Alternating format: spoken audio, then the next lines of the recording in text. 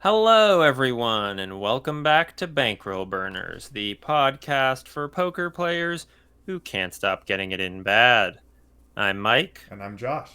and we are here as always to bring you some recently played poker hands to talk through them and see how we could have played them better. Uh, we were out last week. Sorry about that. Yeah, sometimes life just gets in the way. You know, our viewers probably know this that we're not professional poker players. I We sure actually hope couldn't so. we actually couldn't be professional poker players, as it turns out, even if we wanted to be. So, Sometimes, sometimes taking a week off is like beneficial because it just, sometimes we just need to refill a little, get ready to do some more burning. mhm, mhm. So I think that's probably what happened, at least on my end. And I'm happy to maybe jump right in and start the bankroll burning off with a session that I played about a week ago, a 1-3 session at Encore Boston Harbor, as I've been doing fairly often. The games have been quite good. Obviously, the rake is still the rake, but that's life Yep. in Boston. Just ask Bart. And this hand, we'll say there. We'll go right through, but the let me just see. The effective stack in this hand is 315, so just a titch over 100 big blinds. Of course, as we always say, it's a little bit relative given the usual open raise sizes at these 1-3 games are bigger than you would expect if you were playing an online game or a tournament or something like that. Absolutely. But in this hand, I think I get started with a questionable decision right away. A UTG limps. UTG +1 opens to 15. The cutoff calls, and I decide to flat the button with 9-7 of spades. I mean, With in theory, is this a fold? Yes, but I guess it's fine to try to play these hands in position against bad opponents. However, not at $315 effective. I would say at this effective stack, this is actually a pure fold unless it is folded to you on the button. Pretty Yeah, much. I agree. I was basically thinking you know what? I know one thing that I think you brought up recently when we chatted was just thinking about trying to play more hands on the button, even if they may be a little questionable. But I agree that should generally be done a little bit deeper, Mm-hmm. where we have a little bit more room to play. So and Yeah, obviously, as after I flat, by the way, the big blind and the limper both call. So right away we're looking at a pretty shallow stack where we've got 300 left and like 75 in the pot already. yeah. I mean, you've got about 4-1 SPR, which isn't horrendous, I guess, but it's gonna be hard to play this hand well. I mean, I don't know. I think at Well, the end of the don't you day, worry, I didn't. yeah, fair enough. But at the end of the day, I don't think it's that bad. I could be wrong here. It could just be that this is torching money no matter what. But I guess I do think that in position, if your table is just really soft, which most of these 1-3 games are going to be, you can just, you could just play position. And if it checks to you, you could bet, and just kind of uh, take advantage of weak, tight sort of opponents. So, I don't think it's horrendous. I wouldn't try this at home. I wouldn't really recommend doing this much, but okay, so you do it. It's 75 in the middle, and what's the Yeah, and flop? definitely I would also say, if I was anywhere other than the button, except maybe the big blind, actually definitely in the big blind. I think I'm really trying to value my big blind less in live poker because you're just Th- not getting the price to justify anything, and you're out of position the whole hand. this would be an atrocious call from the big blind, I think. Yeah. Well, No, I mean, but because we are how are on the you going to win? buttons. How are you going to win that hand from out of position to four opponents? I But mean, we anyway, can't okay, win it if we fold. that's true. All right, so the flop is going to come 8 of clubs, 4 of diamonds, deuce of spades. So 8, 4, deuce, rainbow. We've got 9, 7 of spades. I'm Um, confused as to why there's a hand here. well, we'll get there. The big blind checks. Uh-huh. The early position limper bets out for 25. Leads into the field. Okay. And donks. Yes, this is Yeah. he limp called, so he's just leading right out. The original razor folds. The cutoff folds. So yeah, I mean, I should probably just fold this, but I think this is not a terrible call. And here's why. This is kind of my thinking here. So I have played with this player before. I think this player is pretty like kind of traditional ABC, and what I mean by that is he's very loose passive pre-flop and very tight passive post-flop. So I kind of expect, even to either be able to take the pot away or, should I turn additional equity, or if some sort of high overcard comes out, I think I can capitalize on sort of his, kind of fear a lot. So, it's a little bit questionable given that there's also one person back to left to act behind me. I'm not closing the action here, so maybe even a little more questionable than it otherwise would be. But I do have some interaction with the board. I've got, I wrap around the 8 and I have a backdoor spade draw. Yeah, I mean, heads up. I mean, this is a slam dunk call, I think, for sure. But given that his range should be fairly strong leading into 4 opponents from early position, and I mean, it's going to be an 8 a lot, probably, mostly. But and I do see what you're saying, but like the other thing is too. So we're going to be at about 2-1 SPR when you call here. There's going to be about 125 in the pot. You're going to have 275 behind. So a titch over 2-1. I mean, I think what you're probably looking at doing here is like, if you turn additional equity and he bets again, you're just going to rip it in his face. Like that's basically your one line here. There's no scenario. I mean, if you don't, I mean, is there a scenario here where you call the turn? Like, no, I mean, I don't think so. And we'll get to the turn because I think I kind of butchered this hand in more ways than just this.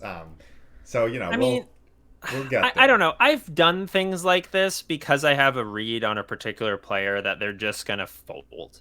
Right. Like they're just never gonna call if I jam. So again, I think from a very exploitative standpoint, this is fine. But it's just like, you really got to know that this guy is bad, and I guess you do. So fair. Yeah, I mean, I definitely have played with this player before. I do think that he's just going to be, finding folds a lot. But as we move through the hand, maybe we'll see that. Like I said, I don't think it was a particularly well played hand on my end. Yeah, I mean, I guess the other thing too is like if he bets the turn large, you just have to fold. Yeah, absolutely. If he bets small, you can jam. And if he checks, you can try to set up some kind of like 2-street double barrel kind of thing. Yeah, I don't know. It's certainly interesting. Like, these are the sort of marginal spots that I wonder if like this is why we're such losing players, because we go after these marginal spots. Because I could just fold. Right. I mean, maybe if I'm gonna play, if I'm gonna play here, I should like raise now and like jam the turn. But I don't know. That just seems it's kind of I feel like the only way I can continue here, if I did want to continue, which you may be right that we just shouldn't. And I think that your point about stack sizes is very relevant here, where when you have hands like this, like 9-7 suited, and even pre-flop. But then on the flop, when you turn kind of backdoors, this is exactly why we shouldn't really be playing this hand at this stack depth, because we're really, sort of forced into a 2-street game when we want to be able, to realize our equity and put a lot more pressure on when we do sort of turn any sort of equity. Yeah, I actually really would not raise here. I definitely think raising here makes no sense because he's just going to not even think about it with like an 8 or something like that. Right, and he'll probably stack off on the turn. So no, I really would not like a raise here. I think a float here, as the kids call it, is fine. But I don't know, man. It's marginal for sure. Yeah, I mean, you make a good point. It's probably should just be a fold. I just figured. I mean, and this is the thing, right? And this is why I go back to pre-flop, is because I kind of felt once I called pre-flop and like turn like or flop a kind of like this is not a terrible flop, like this is these are the kind of flops that are good for 9-7 suited and why you probably shouldn't be playing it. Right. I mean, but that's the other thing too, is like this board isn't that connected. Like the scariest turn card for it, like there's not going to be a lot of turn cards that bring in likely straights. Like if a 5 comes, that brings in 6-7. If a 7 comes, it brings in 6-5. Whatever. But like he's not going to give you credit for those hands. Right. What he will give you credit for maybe is like if like a Broadway card comes off and you get aggressive. Like I think if the board were something like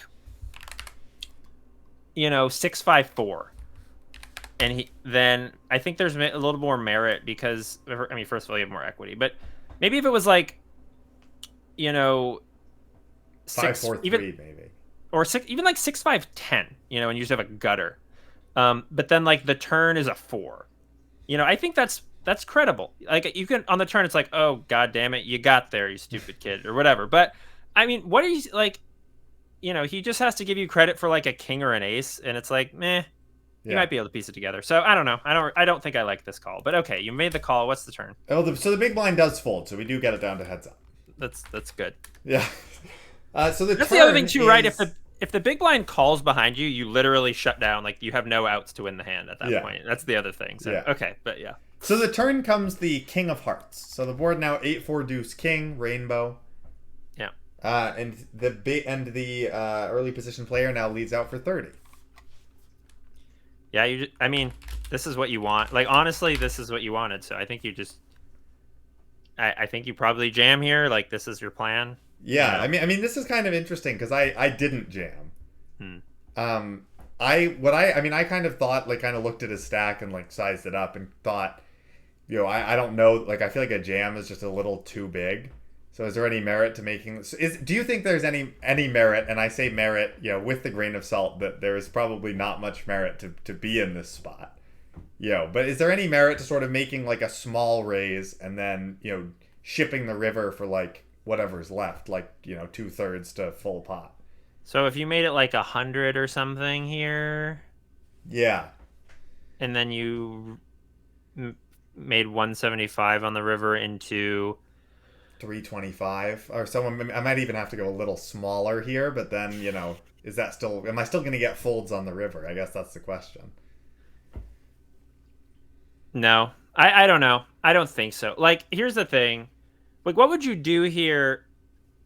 I mean, it's like, what are you even trying to represent, first of all? But like, maybe you would make this play with like king 10, king jack with a backdoor, like king 10 suited, king jack suited, something like that. Like, with those hands, would you jam? I mean, so first of all, there's a backdoor flush draw now, right? Nope, the king completed the rainbow.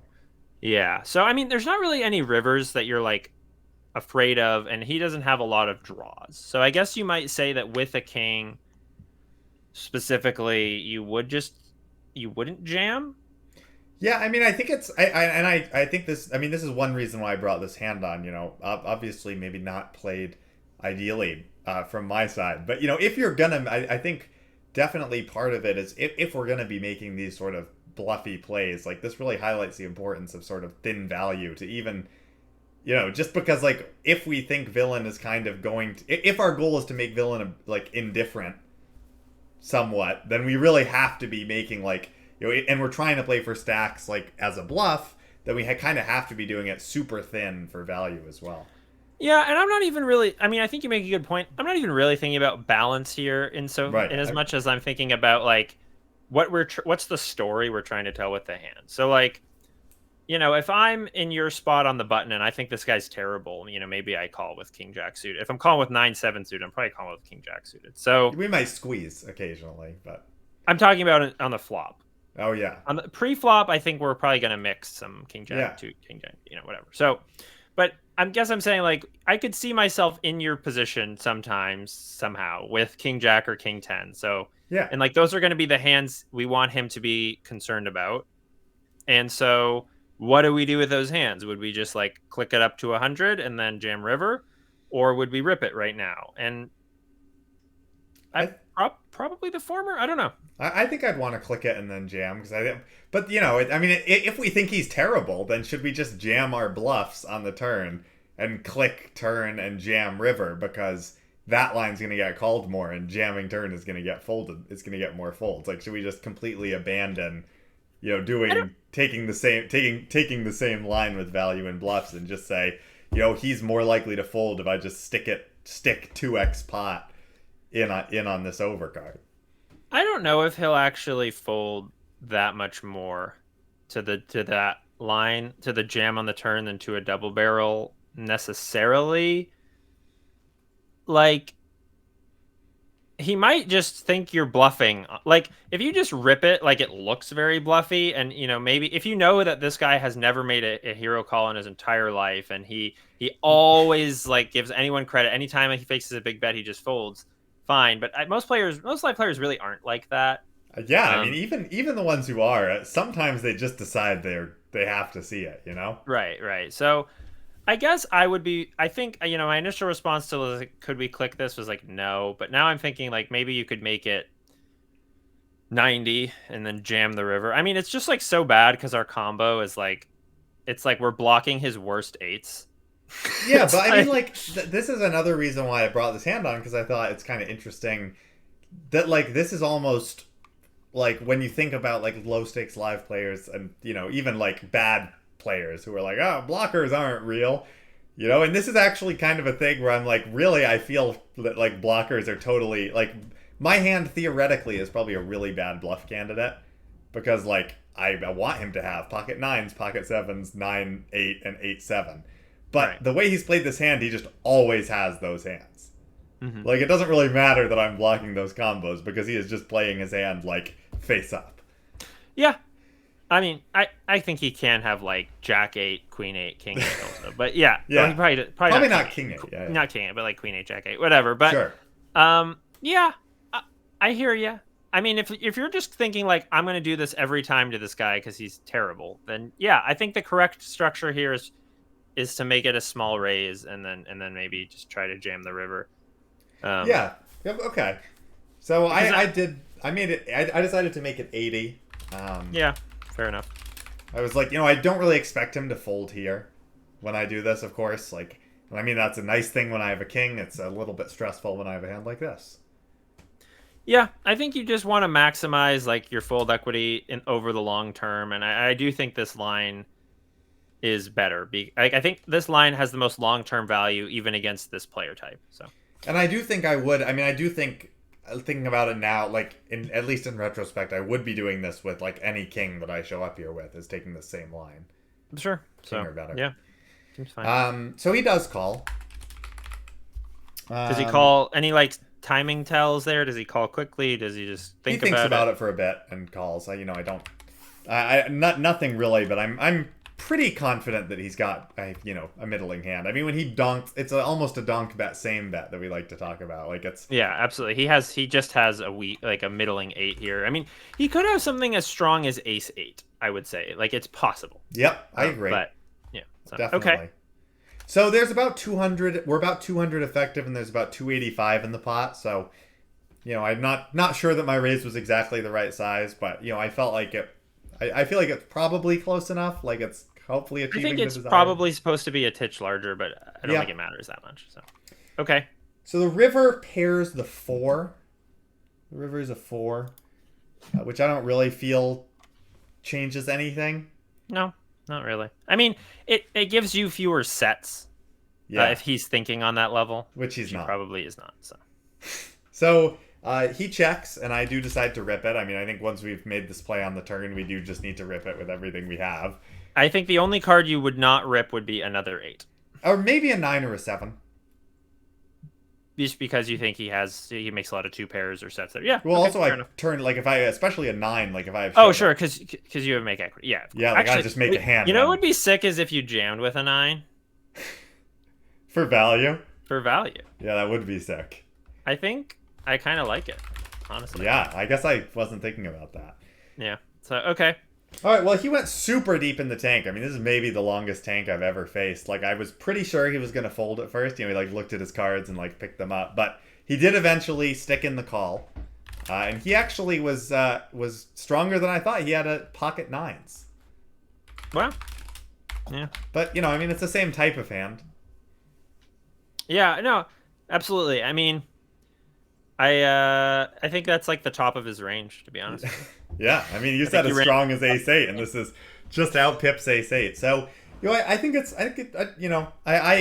that you make a really interesting point that, like, these are spots that we certainly put ourselves into where we kind of, once we kind of call I think once I call pre-flop and call the flop, I really have to, like, raise turn jam river. But, Well, like, I don't have to call the flop. Right. I mean, I think you have to call the flop with the intention that that's what you're going to do. Right. And if you think that if you did that 100% of the time with any hand in this spot, is that profitable against this sort of player type? And, like, if you always did it every single time you were up against this player type in this sort of situation, like, do you think that's profitable? Honestly, like, honest question, do you think that's profitable? I mean, that's it. I'd have to think about exactly, like, what my range is, right? Because it's like, if I'm doing it with, like, all sorts of, basically, like, anything with decent backdoor equity, and then continuing either as a bluff or for value. I mean, I don't know. I feel like doing it I feel like it's gonna get more folds. Like, I certainly feel like we're just gonna get a ton of folds. Yeah. And maybe he would have folded an 8 and he decided to call with 9s because maybe he thought I could be doing this with, like, an 8. Yeah. So maybe he was at the top of his range and he would have folded worse. Maybe he just decided, he wanted to snap off this bluffy kid. Yeah, I know. I think you make decisions as a poker player like, I'm going to commit to this strategy because I think it's profitable. And, there's solvers out there that can tell you that some strategy is that, if you can follow a solver very closely, which, to the people's credit, there are many people who can do a decent job.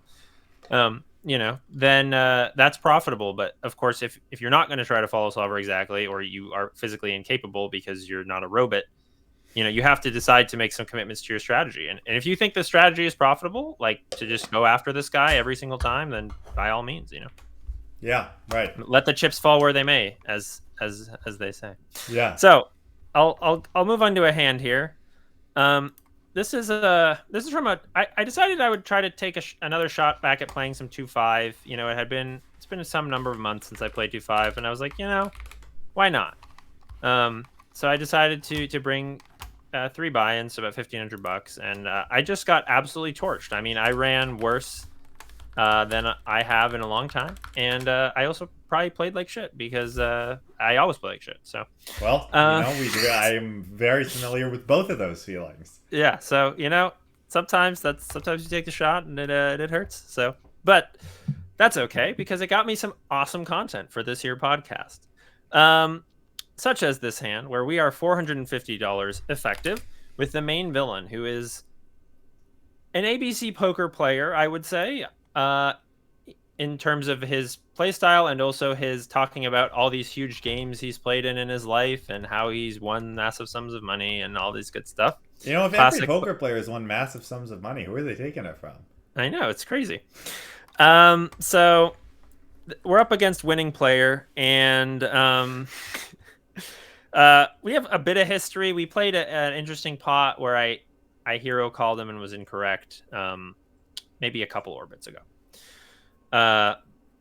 It wasn't a huge hero call because it was like a half pot size bet. So I was just kind of like, well, fine, Yep. But anyway, bit of history. So, we're sitting with, King of Clubs, King of Hearts in late position. I believe I was in the, I want to say the hijack, maybe cut off. I don't remember exactly, but, yeah. So pocket kings, King of Clubs, King of Hearts. There's an under the gun limp. And I make it 25 or the standard open being 20. And the big blind, who is the villain, calls and the limper folds. Okay. Well, nothing to pre-flop police about this time. Nope, pretty standard. The flop comes 10 of clubs, 7 of hearts, 4 of clubs. 10 of clubs, 7 of hearts, 4 of clubs. All right. And big blind checks, as one might expect on this somewhat connected board, but not especially so. I make a $25 C bet. I I don't know if I should maybe be going 20 here. Like, how am I always betting this board? Like, probably not. I think I do some checking back on this board probably, so I think it's okay to go more like half pot. I But might even go a little bigger. I think his board's pretty connected, and he has a lot of hands he can continue with too. And I'm, you know, I'm happy to go bigger here. I think we can definitely have plenty of check backs. okay, that's fair enough. Yeah, maybe go a little bigger, but I go half pot. Um, and I get check raise to $75. Okay. So, he can be doing this with a 10, I think. Certainly a lot of players will do things like this with top pair. He could also, of course, have something stronger than that. He could have an open-ended draw. I don't see this particular player ever doing this with a gut shot or even a pure open-ender. He might, if they have like 8-9 of clubs, maybe something like that. Maybe 8-9 of hearts, but How often is this player like three betting? Like, could he have a hand as strong as pocket jacks or pocket queens? I think this player could have pocket jacks or pocket queens. Queens, I don't think so, but jacks certainly. I think jacks is possible. Okay. So I don't know. I don't think there's much merit to three betting here. We probably fold out all worse hands if we three bet. So I think it's just a call. Yeah, if we were ever going to three bet with kings, we wouldn't want a club for sure. That's true as well. So yeah, I think this is a very straightforward call. I agree. Yep. So we make the call. There's now there's 200 in the middle, and we've got 350 behind. Okay. The turn is the 6 of clubs, so it brings in the flush draw and also 8 and 9. Not the best card in the world, but we do have the king of clubs. We do have the king of clubs.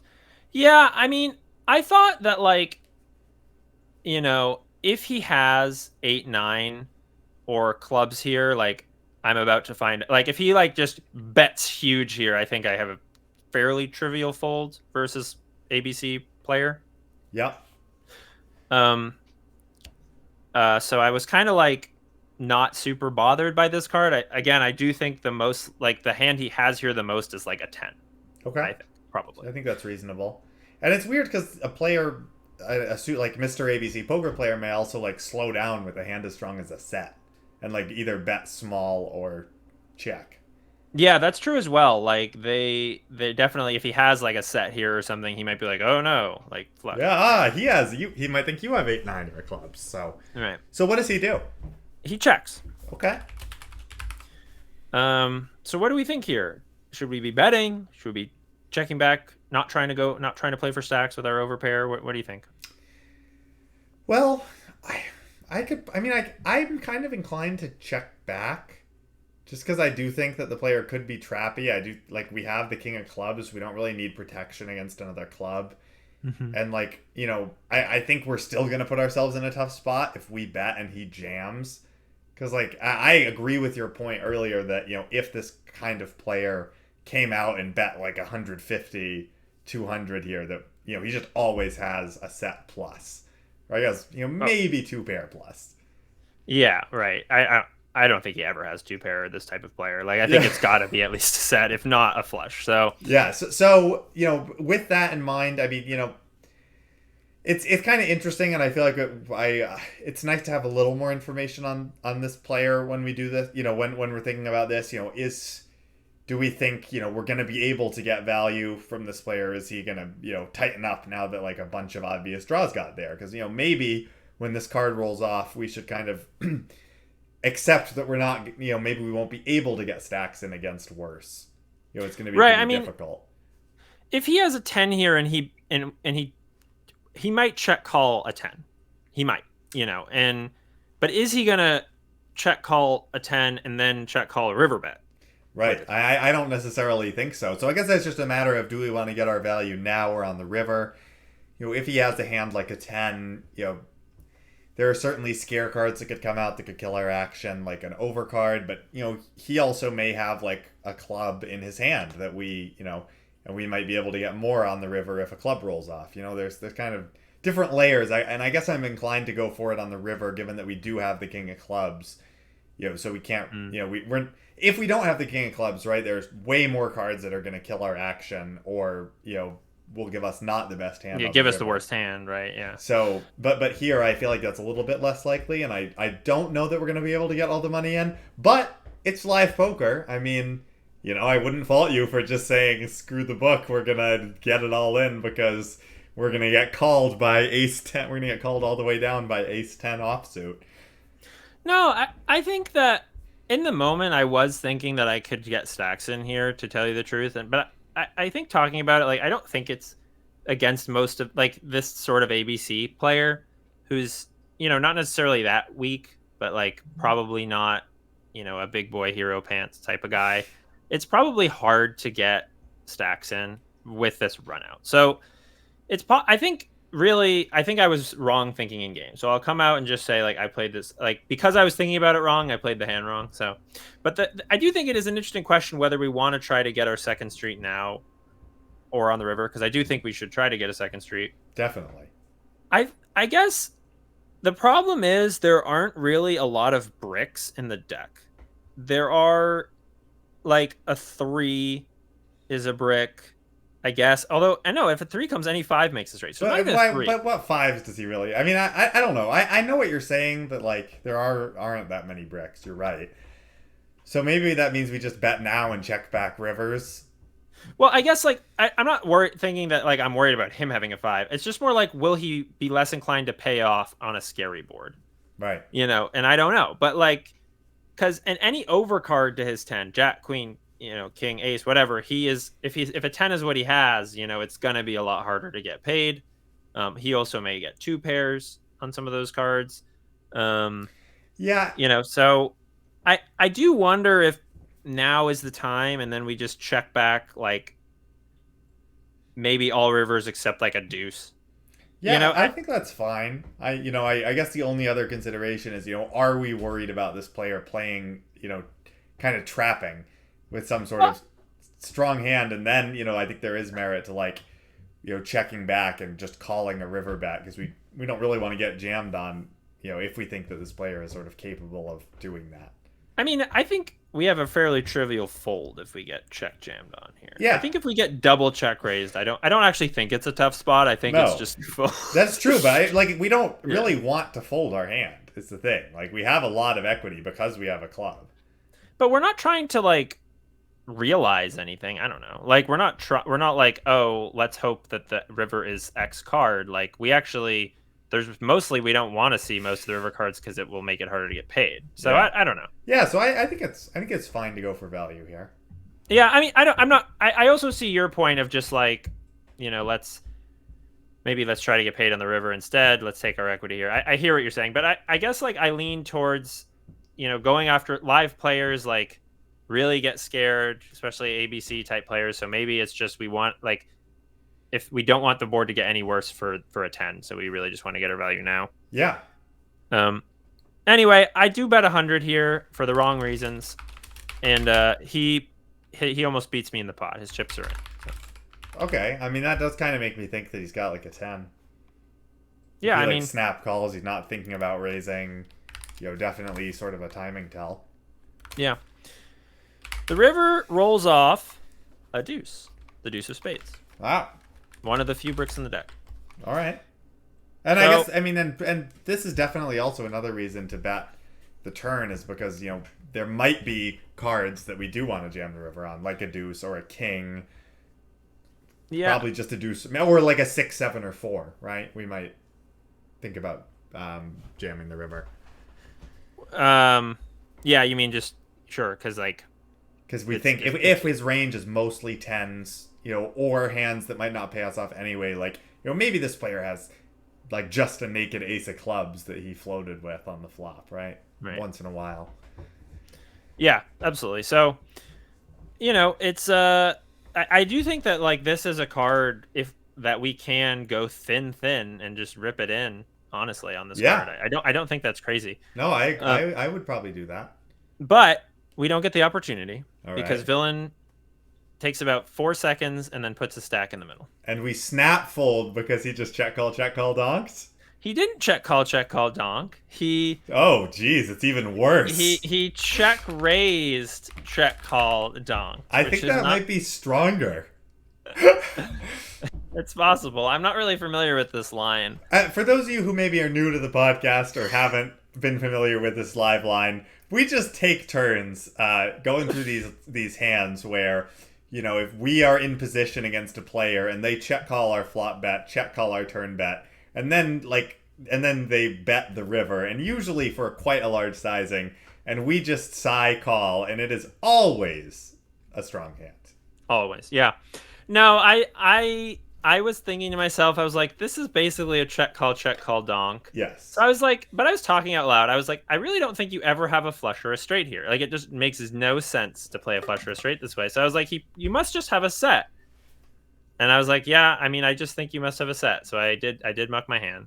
Nice. And he claims he had 10-10. So. Wow. Well, I mean, I don't really understand his line though. No, I don't either. Because he called the turn rather than even think about raising, because he was like, I'm going to pot control in case he has a strong hand, like a flush, in case he hit the flush of the straight. But then he didn't give himself the opportunity to get away. Yeah, I don't know. Well, I think that's a great fold. I mean, I would definitely be folding there. So. Yeah, I mean, I don't know. Maybe he lied. Maybe he lied, and maybe he owned me. I don't know. But I would say, based on our experience, that that is also not a particularly tough spot. Yeah. It's just, you have it. Okay. Yeah, so. And I say that as someone who has, paid off entirely too many check call lead type. Yeah, don't do it. Don't pay those guys off. If we keep paying them off, we're doing it so that you guys don't have to. That's right. We're here for you. Yeah, you're welcome.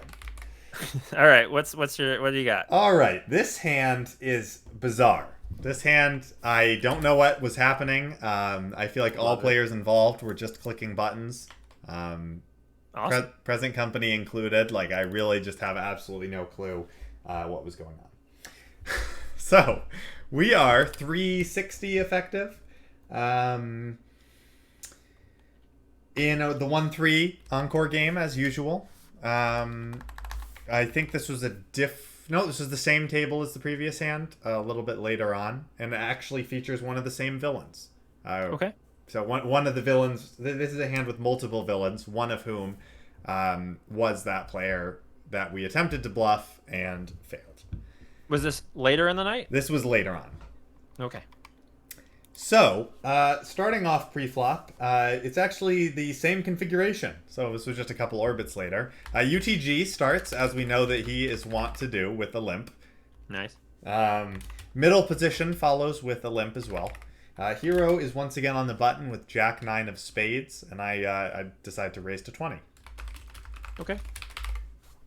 And, as you might expect in a live game, the big blind and both limpers make their call. All right. Which is not ideal when we're raising with a hand like Jack-9. It's another hand that, we would have liked to have a little bit more behind as we go off to a flop. Definitely. And sorry, what's the suit of your Jack-9 again? It's spades. Jack-9 of spades. Okay. And so already, again, we're looking at about a 4 SPR, so there's about, 340 left and 80 in the middle. And we're off to a flop, which comes reasonable for our hand. It's 10 of diamonds, 3 of spades, deuce of spades. Yeah, I mean, reasonable is relative, but certainly there's some play here. You can turn some equity. Well, we flop a flush draw. Oh, I'm sorry. We have Jack-9 of spades, and the flop is 10. Oh, there's 3 deuce of spades. I'm sorry. Yep, 10 of diamonds, 3 deuce of spades. Okay, got it. My mistake. I thought you were saying that. No, we have double backdoors, and he leads again, and we call again. It's the same hand. I was like, geez. All right. Okay. Sorry, I misheard you. Okay, so it checks to me. I decide to bet here. I don't know that I like betting here. I don't know what you would do here. I kind of went back and forth, and I'm still not sure as I think about it. Well, it's interesting.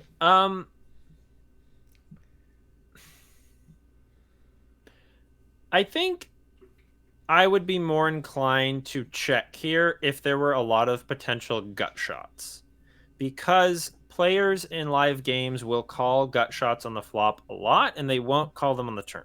So you wouldn't be forfeiting much by checking here and then betting turn, doing like a delayed c-bet. I don't think you really forfeit much in these limped pots if there's a lot of draws available on the flop.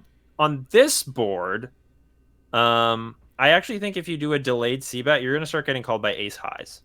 So Yeah. I don't really like that. I think we do. I think we do want to bet our hand.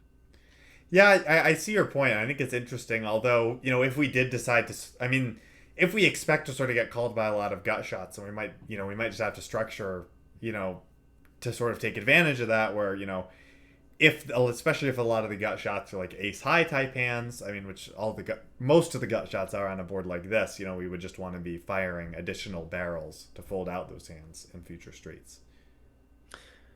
Yes, true. Although I think multi-way poker is not necessarily a spot where you need to have as many bluffs who balance out your value.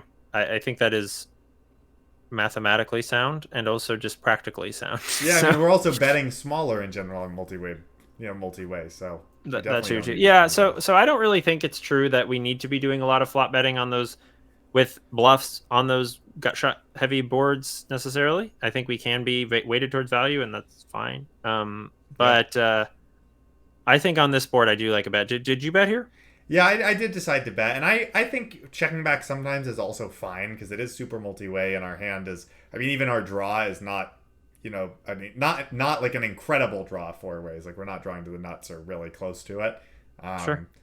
But I do decide to bet. I think it's probably. I mean, fine to bet flush draws, especially in position. So I bet. I decide to go half pot. I bet 40. I might go smaller here. I don't really think. Like, I think there's just so much air here. Like, even heads up, like I wouldn't bet large here ever. So I don't really like the sizing. I don't think half pot. Why did you bet half pot? I chose to bet half pot because I was thinking that I would have a lot of checkbacks here. So I'm not really doing a whole lot of betting, so I should size. So I thought, based on that, I should probably size up. And I agree it's kind of weird because heads up, I would probably be range betting this board or close to it for a small sizing. But I don't think I should be range betting or close to it.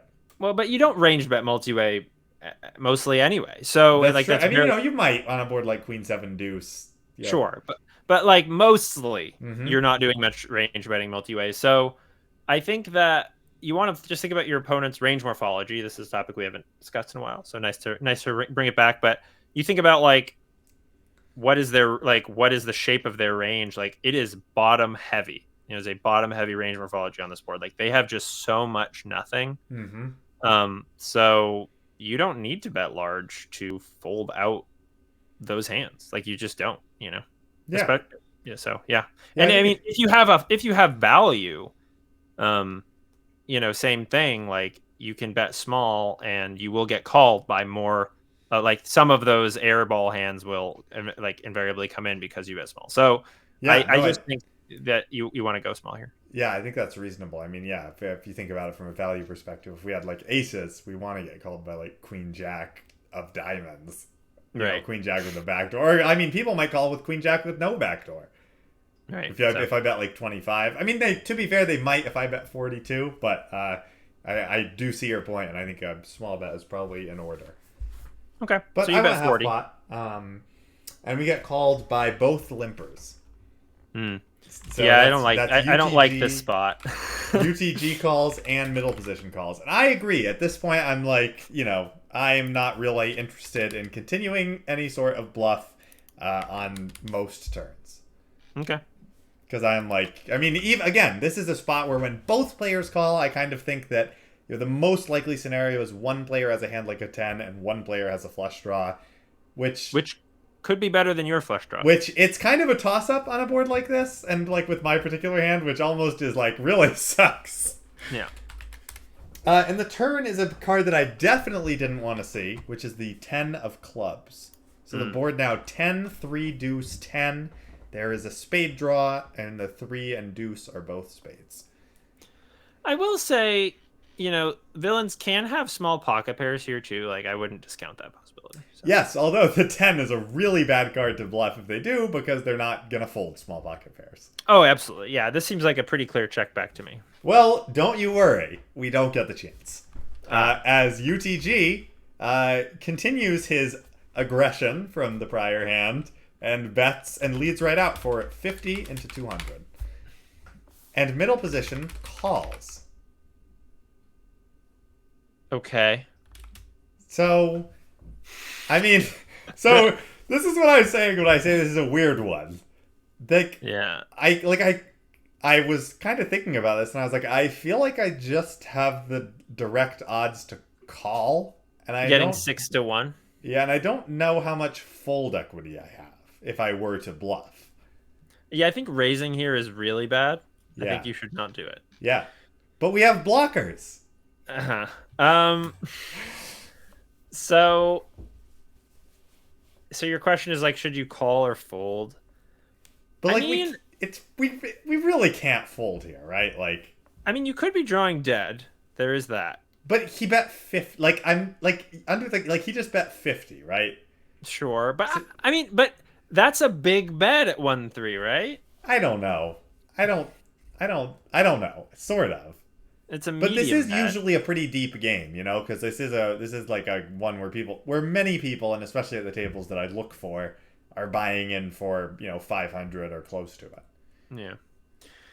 I don't know. I guess you can call. I mean, I think you're just torching money most of the time, but maybe that's okay because your odds are so good. So Right. I mean that was kind of my thought is like, if we call and the river is a spade and like UTG jams and middle position calls, we're obviously just gonna snap fold. yeah, but what if UTG jams and middle position folds? You have to call, right? Like, Oh yeah, I mean I would not fold. I mean again, when he leads for 50, I just can't, like I have to read into that sizing a little bit. yeah, I guess like my problem here is like you can be drawing dead or close to it a lot here, and like there are like reverse implied odds to contend with. I don't know. I actually think folding here is probably correct. I do think that like this is one of those spots where there's just too much against you, even though the price is really good. Like I just think that you will make like it is more EV in the long run to just not be in these spots. Yeah, I mean, I can see that. I don't know. Like I don't know. It's hard to like. It is hard to say because it's just like sometimes we're just gonna sometimes we're gonna hit a jack or a 9 and be good too. Like sometimes our pair outs are gonna be live.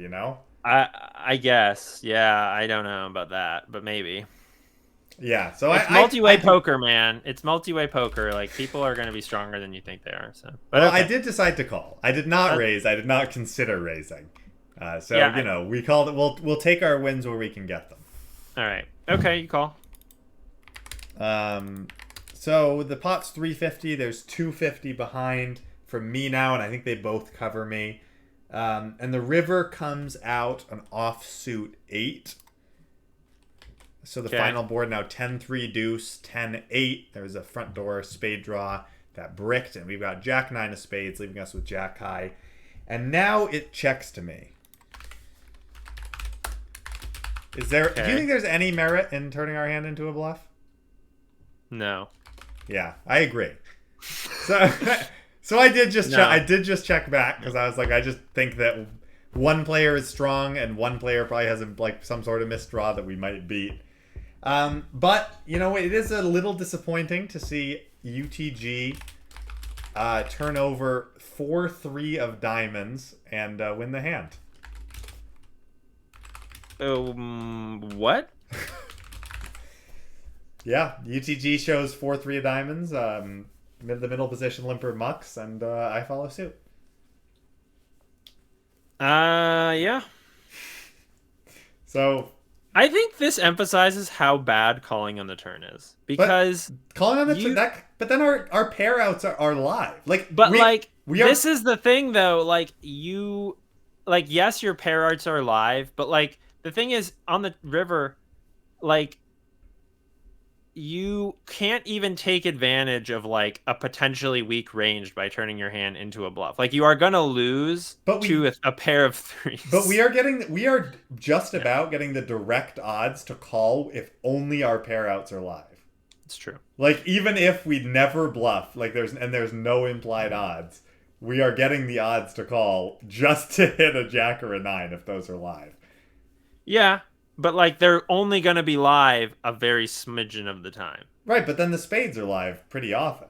So I don't know. Like, I just feel like when the price is that good, like, are we gonna win 1 in 7? Are we gonna win 1 in 7 times? Like, You might win 1 in 7 times, but like you also have to consider what like how out of those like 6 other times, how many times do you like lose more? right. So I mean, that's true. so I don't know. Yeah, you might be right.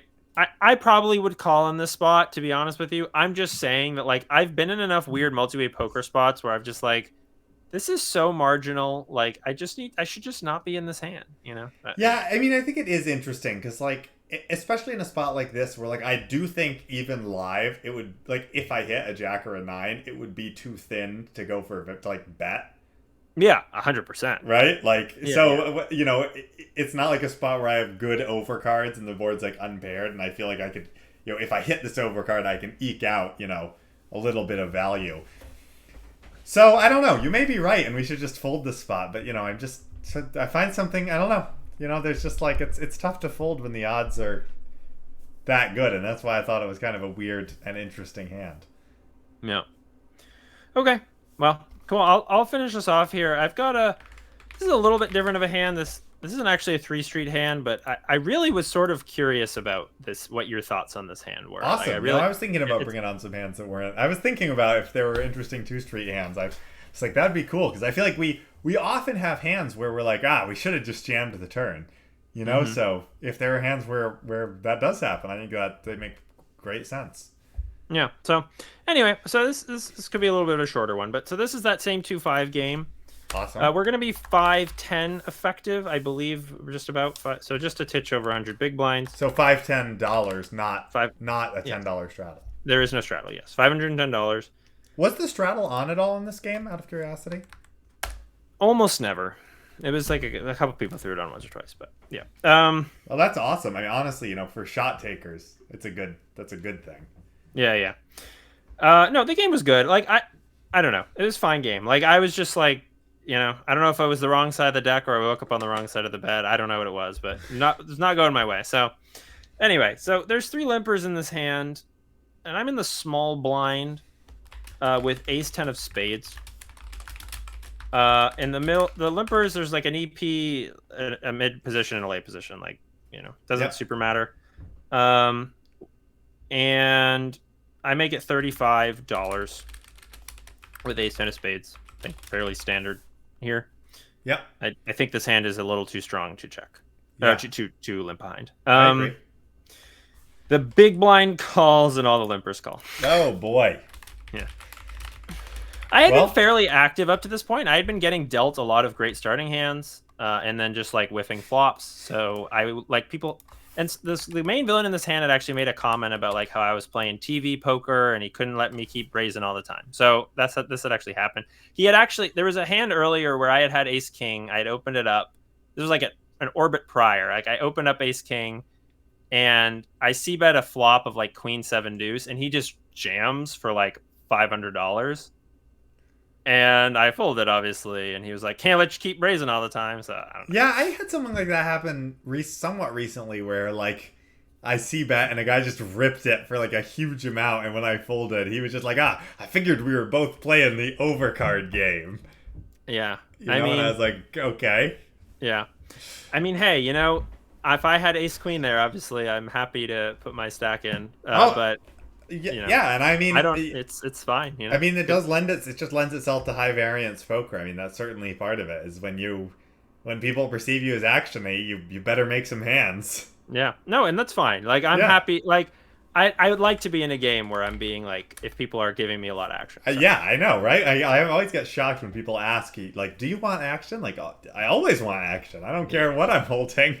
Yeah, of course. So anyway, this is the main villain in this hand. Just a little bit of a background.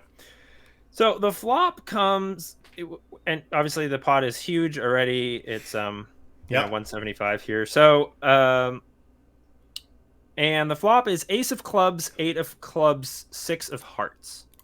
Okay. I decided to check this board with my middling top pair. Yep, I like that. I think just out of position to 4 people, like we can have the best hand here, but it's nice to have some like weaker best hands to check sometimes. So we're not, especially if we're perceived as being very actiony, we might get some action here when we check. So, And this is also live poker, I would add, where any of these players can have ace jack or ace queen. sure. So, Absolutely. like, I definitely agree with. I'm happy to check here. I mean, if you're perceived as actiony, I don't think there's anything wrong with betting either. And just like even like betting and just like trying to get it in because people are just going to be coming after you. But I don't know if that's necessarily the case here. That's interesting. I think that, that's a good point. Like maybe we just say like, hey, if everyone's giving me action, like let's just do this. But I guess like it's multi-way poker, so I do try to still tread a little bit lightly. Which is fair. There are certainly plenty of hands that beat us, plenty of hands that have a lot of equity against us. Our total equity against a range that wants to get it in with us is probably not fantastic. Yeah. So I do check. The big blind checks, and the EP limper bets $100. Okay. Who is this gentleman that I've talked about who's, coming after me, let's say. It folds back to me, and I think there's nothing to do here but call. I don't think there's any consideration to doing anything else. Yeah, again, I think that raising here, you just wind up like your equity against his range is just not good because even if he does have like a flush draw, he has a lot of outs, and so you're not doing great. Which is something that I've been trying to learn. That even when you're ahead, sometimes you're not that ahead. Absolutely. So that's a good point. Yeah. So I just call, and the big blind folds. Okay, so down to heads up, but now we've got about a 1-to-1 SPR. Is that right? Yes, that's right. Exactly, 1-to-1. And the turn is a 3 of hearts. I check, and which I think I would always do, and he goes ahead and bets 200. So a committing bet size, but not all in. And my question is, do we call and play some Fifth Street Chicken? Do we fold, or do we stick it all in? Well, I think that I probably like jamming the least. Okay. Because why is that? I mean, I think that it's like live poker. I don't think our opponent is gonna necessarily like if our opponent does have some weird bluff or like worse value, I don't know they're necessarily gonna call. I guess they are probably gonna call our all in. They kind of have to, I think. I mean, if we jam, there's what is there? There's like we'd be jamming for they're going to be getting insane odds, right? Yeah. Like what is Yeah, what we'd are be the odds? jamming 175, and then he'd have to call 175 to win like a lot. Yeah, like to win like 770, like almost 1,000. Yeah, No, 950. Like, yeah. So I don't But know. I don't know if we like. I don't know if we're like ahead enough to jam. Is the other thing. Like I don't know. I this is a weird spot. I think because like we obviously did under rep our hand. But also I mean, it's I feel like we want to think about villain sizing. He bet like 2/3 pot into 4 people on the flop. And he's continuing on the turn with, arguably the strongest bet size he could take, which is like large but not all in. Sure. Which I think the traditional logic says, betting this sort of committing large but not all in size is like often like very, very strong. I don't really subscribe to that. I mostly think it's just like a factor of people who can't figure out what the size of the pot is. That is definitely possible as well. I kind of don't necessarily agree that this is necessarily like if he had like what if he jammed? I mean, it's not crazy for him to jam. It's a pot size jam. Like, do we just have a pretty straightforward call at that point? I mean, I guess like if he's kind of coming after, if we think he's just like coming at us because you're raising a lot, then we can call. I think like folding is probably fine. Like it is live poker, and like we have a lot of we do have stronger hands here. That we could play this way, but I mean, we don't have a ton of stronger hands. Like ace jack certainly probably play this way. Maybe ace queen on occasion. Yeah. But Yeah. yeah, It's I don't true. know. It's tough, man. I mean, it's kind of like it's I don't. This is like a really annoying spot, you know, because it's Mhm. like if we call, can we really fold the river if he jams it? If like everything misses and he Right. jams, Yeah, that's like crazy to like me. You know. I don't know that this is a spot to apply Fifth Street Chicken either. So maybe my first instinct is totally off, and you know maybe it is kind of a jam or fold spot because he's just gonna realize he doesn't have anything behind and it's just gonna stick it in no matter what on the river. Yeah, I mean, like, what could he possibly fold to a jam? Like, you know, like, what could he fold? I mean, he can have, if any flush draw, he's obviously going to call, Right. So. And he doesn't, there's not really a lot of straight draws. Like, I guess, like, 9-7, but, like, he shows probably isn't going to fold 9-7. So, um, I don't know. I Yeah. mean, I don't know. It's really this is a pretty gross spot. Like I think we could like it is still live poker and like we certainly can't like I don't think anyone would fault you if you like said I'm gonna fold and like look for a better spot because like you know when I think about villain did bomb the flop into four people, you know, and continuing on the turn, you know, even if he has like a club draw, many villains are not going to take that line with just a club draw. But by the same logic, you know, when we do check, we are kind of high up in our range because of that. You know, maybe we play like aces this way. You know, maybe occasional like pocket eights, but we'd probably be more inclined to check raise pocket eights. I might not check raise versus his sizing. Yeah. So you know, when all we really have that's better are like a few sets, then Yeah. you know it is kind of a tough spot. Yeah, I guess, like, we don't have that many worse hands either. Like, we have, like, ace 9 suited, ace 7 suited, maybe. Like, those are hands we would sometimes have here. Like, I probably don't have many worse aces. Like, I probably am limping behind with a lot of other aces. So, Right. um, I don't know. Yeah, maybe like if we just treat this as a jam, because I guess like in reality, this is pretty much a jam. That's a good yeah, that's maybe a good way of thinking about it too. I think you gave me that advice once a couple weeks ago and like, you know, just it's just a jam. Like here if they're committing themselves, that's just how you have to see it. But you know, this is probably like pretty close to the middle, like pretty close to the cutoff of that. You know, if we were to treat it as a jam.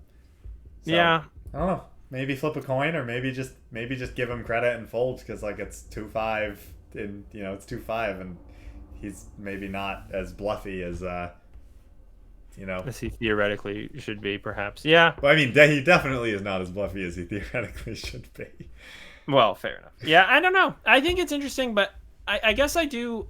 Like, in my mind, it would have just been crazy to just fold. Like, in the moment, I was like, well, I can't fold after, like, under-repping my hand. Oh, you've But, seen me play. I would almost. I mean, I in the moment, I think I would probably just jam. right. But like I feel like I just feel like thinking about it now and being sort of impartial and looking at it, it's like I feel like you're just gonna get snapped off by pocket eights or ace six like every time. Yeah. Which you Yeah. know.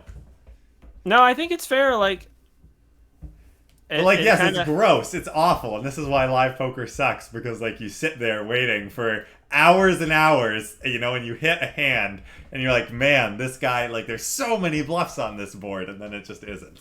yeah. Well, that's also why live poker's great. I mean, I do think that, like, this is one of those folds that I struggle to find where it's just like, Oh yeah, rightly it's just so. like, I mean, this like like in theory, this is just like, man, like, how can he really, like, how can he not just have a bunch of bluffs here? But I do think the fact that he blasts, like, I think if this were a heads up pot, I do think that this would be a very bad fold. yeah, But I yeah. think the fact that we have to think back to the flop where he blasted 100 into four people. Like, Yeah, if we got here with a 1-to-1 SPR heads up somehow, you know, because we started with a short stack or something, yes, I think it would be criminal to fold.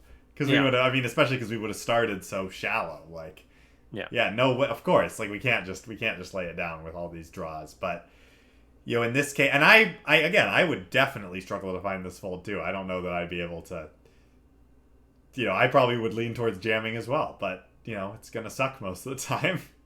Yeah. So I did jam, as you can kind of infer here, but I kind of was like, because it was just almost like it's instinctual. I was just like, this is always like, just get it in. But yeah, like we said, multi-way poker. Can't forget about that. Can't forget about the flop. Like, so he of course has pocket eights. So